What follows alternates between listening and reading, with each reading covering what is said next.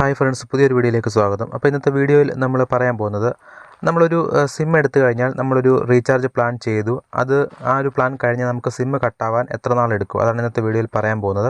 അപ്പോൾ ആദ്യമായിട്ട് ചാനൽ കാണുന്നവരാണെങ്കിൽ സബ്സ്ക്രൈബ് ചെയ്യാതെ കാണുകയാണെങ്കിൽ സബ്സ്ക്രൈബ് ചെയ്ത് ബെല്ലൈക്കൺ കൂടി ഒന്ന് എനേബിൾ ചെയ്ത് വെക്കുക. ഇതുപോലുള്ള ടെക്നോളജിയുടെ വീഡിയോസ് നിങ്ങൾക്ക് ഡെയിലി കിട്ടുന്നതായിരിക്കും. അപ്പോൾ നമുക്കറിയാം, ഈ ഒരു ജൂലൈ 3-4 നമ്മുടെ ഈ ഒരു നെറ്റ്വർക്ക് കമ്പനികളായ ജിയോ, വോഡാഫോൺ ഐഡിയ, അതുപോലെ എയർടെൽ 3 കമ്പനികളും ചാർജ് കൂട്ടിയിരുന്നു. അപ്പോൾ 2 സിം ഉപയോഗിച്ചിരുന്ന പലരും ഒരു സിമ്മിലേക്ക് മാറിയിട്ടുണ്ട്. അതല്ലെങ്കിൽ 2 സിമ്മും BSNL പോർട്ട് ചെയ്തിട്ടുണ്ട്. അല്ലെന്നുണ്ടെങ്കിൽ 2 സിമ്മും 2 പ്രൈവറ്റ് കമ്പനികളുടെ ഉപയോഗിച്ചിരുന്ന ആളുകൾ ഒരു സിം BSNL പോർട്ട് ചെയ്തു. അല്ലെങ്കിൽ ഒരു സിം ഉപയോഗിച്ച് ഒരു സിമ്മിലേക്ക് മാറി ആ സിം BSNL പോർട്ട് ചെയ്തു. കണക്കുകൾ പുറത്തു വരുന്നതനുസരിച്ച് ജിയോയിൽ നിന്നും എയർടെലിൽ നിന്നും ഏറ്റവും കൂടുതൽ ആൾക്കാർ BSNL വന്നിട്ടുണ്ട്. ജിയോയിൽ നിന്നുമാണ് ഏറ്റവും കൂടുതൽ ആൾക്കാർ BSNL വന്നിട്ടുള്ളത്.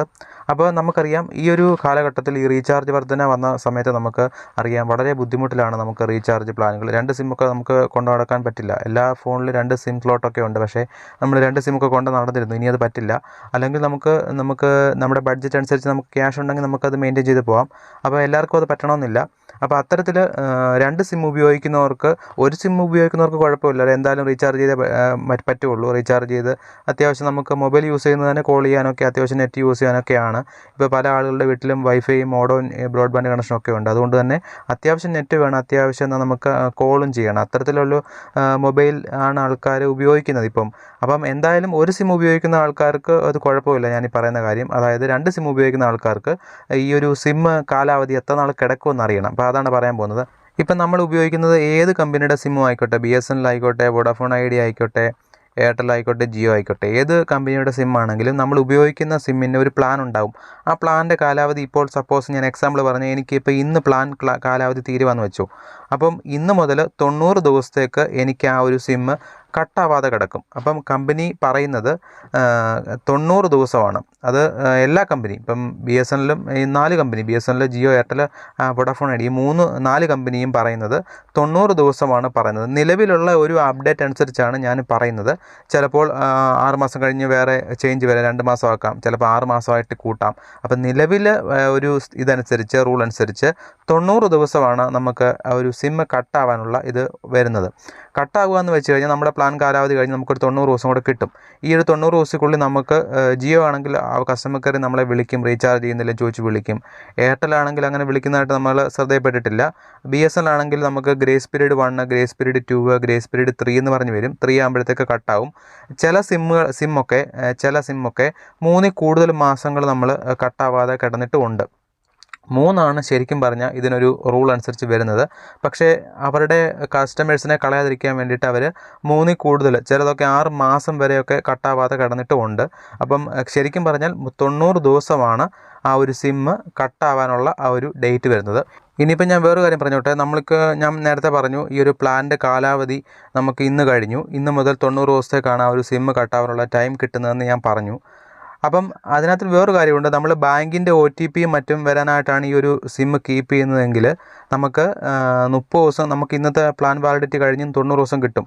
ആ ഒരു 15 ദിവസം മറ്റോ, ആ പ്ലാൻ വാലിഡിറ്റി കഴിഞ്ഞിട്ട് 15 ദിവസം മറ്റോ കഴിയുമ്പോൾ നമുക്ക് ഇൻകമ്മിങ് മെസ്സേജും കോളും എല്ലാം അവർ കട്ട് ചെയ്യും. പിന്നെ നമുക്ക് ഇൻകമ്മിങ് മെസ്സേജോ കോളോ OTP ഒന്നും വരത്തില്ല.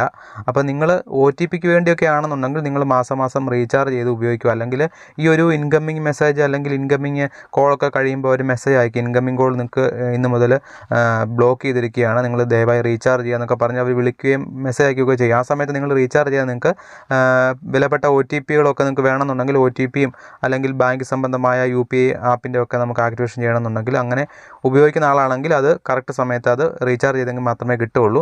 ഇത്തരത്തിൽ ജസ്റ്റ് ആ സിം കട്ടാവാതിരിക്കാൻ വേണ്ടിയാണ് ഈ ഒരു 90 ദിവസത്തെ കാലാവധി അവർ കൊടുക്കുന്നത്. നിലവിൽ 90 ദിവസം കൊടുക്കുന്നു. ചിലപ്പോൾ അത് കൂട്ടുകയോ കുറയ്ക്കുകയോ ചെയ്യാം. അത് കമ്പനിയുടെ നിലവിലെ റൂൾ അനുസരിച്ചാണ് ഞാൻ പറഞ്ഞത്. പിന്നെ വേറൊരു കാര്യം പറയാനുള്ളത്, 90 ദിവസം കഴിഞ്ഞ് സിം കട്ടായി പോയി കഴിഞ്ഞാൽ പിന്നെ നമുക്ക് ആ ഒരു സിം റീചാർജ് ചെയ്യാൻ പറ്റില്ല. കസ്റ്റമർ കെയർ വിളിച്ചിട്ടും കാര്യമില്ല, അല്ലെങ്കിൽ അതിൻ്റെ ഓഫീസിൽ പോയിട്ടും കാര്യമില്ല. ചിലപ്പോൾ ഒരു പക്ഷേ ഓഫീസിൽ പോയി കഴിഞ്ഞാൽ ആ ഒരു സിമ്മ് അവരുടെ അടുക്ക് തിരിച്ചു വന്നിട്ടുണ്ടെങ്കിൽ, നമ്മൾ കട്ടായി പോയി കഴിഞ്ഞ സിമ്മ് 1 മാസം കഴിഞ്ഞോ മറ്റോ ആണ് വീണ്ടും ആ ഒരു പുതിയ സിം ആക്ടിവേഷന് വേണ്ടിയിട്ട് അതായത് ഓഫീസിൽ വരിക. അങ്ങനെയാണെങ്കിൽ ചിലപ്പോൾ നമ്പർ പറഞ്ഞു കൊടുത്താൽ ചിലപ്പോൾ അവർ ആക്ടിവേഷൻ ചെയ്ത് തന്നേക്കാം. അല്ലെങ്കിൽ ഒരു പക്ഷേ കണക്ഷൻ വരുന്ന സമയത്ത് തന്നെ ഈ ഒരു കണക്ഷൻ വേറെ ആരെങ്കിലും കേരളത്തിൽ എവിടെയെങ്കിലും ആ ഒരു കണക്ഷൻ പോയി അവർ എടുത്തിട്ടുണ്ടാവാം. അപ്പോൾ നിങ്ങൾക്ക് വിലപ്പെട്ട അല്ലെങ്കിൽ നിങ്ങളുടെ മെയിൻ നമ്പറോ അല്ലെങ്കിൽ നിങ്ങൾക്ക് ഇഷ്ടപ്പെട്ട നമ്പറോ ഒക്കെ ആണെങ്കിൽ റീചാർജ് ചെയ്യുന്നത് 90 ദിവസം വരെ കാക്കണ്ട, ഒരു 80 ദിവസം ഒക്കെ ആകുമ്പോഴത്തേക്ക് അങ്ങ് റീചാർജ് ചെയ്തോളുക. അല്ലെങ്കിൽ 90 ദിവസത്തിന് 2 ദിവസം മുമ്പേ ചെയ്താലും മതി. അപ്പോൾ നമ്മൾ ഉപയോഗിക്കുന്ന സിമ്മ് പ്ലാൻ കാലാവധി കഴിഞ്ഞ് ഒരു 90 ദിവസം കൂടെ നമുക്ക് നിലവിലെ സാഹചര്യം അനുസരിച്ച് കിട്ടുന്നതാണ്. പുതിയ അപ്ഡേഷൻ വരുമ്പോൾ ഞാൻ അറിയിക്കുന്നതായിരിക്കും. അപ്പോൾ നിങ്ങൾ എങ്ങനെ വേണം നിങ്ങളുടെ സിമ്മ് കൈകാര്യം ചെയ്യാൻ നിങ്ങൾ തന്നെ തീരുമാനിക്കുക. നിങ്ങളുടെ വിലയേറിയ അഭിപ്രായങ്ങൾ കമൻറ്റായി രേഖപ്പെടുത്തുക. ഈ ചാർജ് വർധന നിങ്ങൾ എങ്ങനെയാണ് നേരിട്ടത്? നിങ്ങൾ BSNL പോർട്ട് ചെയ്തോ അതോ നിങ്ങൾ 2 സിം ഉള്ളത് ഒരു സിമ്മാക്കി മാറ്റിയോ? നിങ്ങളുടെ അഭിപ്രായങ്ങൾ കമൻറ്റായി രേഖപ്പെടുത്തുക. ഇതുപോലുള്ള അപ്ഡേറ്റിനായി മറക്കാൻ നമ്മളെ ചാനൽ ഫോളോ ചെയ്യുക. അപ്പോൾ അടുത്ത ദിവസം അടുത്തൊരു വീഡിയോ ആയിട്ട് കാണാം. Okay, by.